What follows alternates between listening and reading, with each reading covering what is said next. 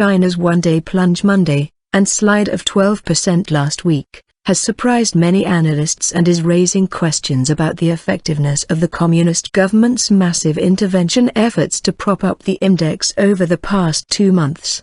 The 8.5% plunge of China's main index Monday, its sharpest fall since 2007, highlights growing investor dissatisfaction with government moves to boost the index and weakening confidence in the economy, analysts said. There is still a lot of downward pressure on the market and investors are testing just how far the government will go in its support, said Shawlin Chaw, a senior analyst at Control Risk in Shanghai.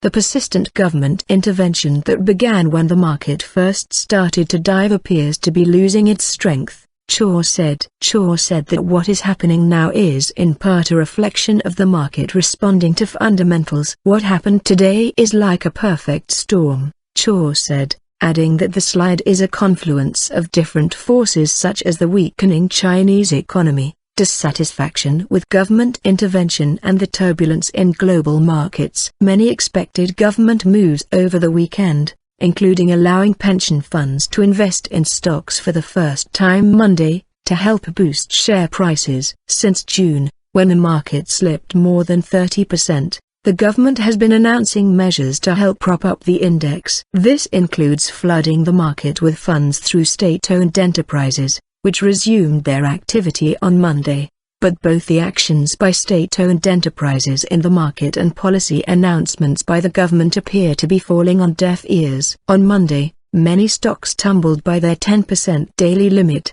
with only a few closing in the black. Analysts say it's time that the Chinese government paid more attention to reviving the economy, instead of wasting its energy and taxpayer money on protecting the index. The government needs to think about what it should possibly do to revive the economy as a whole rather than just delivering some measures to boost the market index or revive investor sentiment, said Raymond Yu, a senior economist with ANZ in Hong Kong. Bad habit. On Monday, China shares erased gains that followed the government's massive intervention in the market in early July when the central authorities pledged to provide ample liquidity to aid the plunging stock market.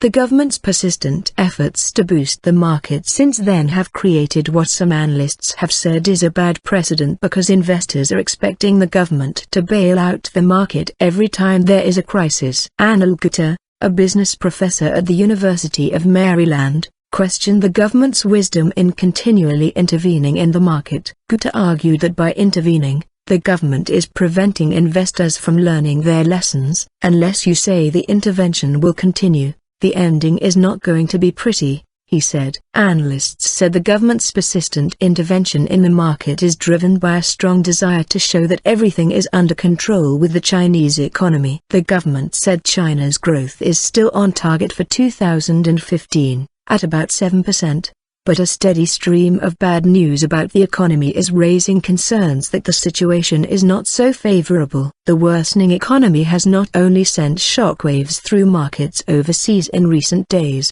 but is also impacting sentiment at home. And this is creating an image problem for the government. China is preparing to showcase its military strength and growing influence in the region, as well as the party's overall control, when it hosts a massive parade to mark the end of World War II early next month.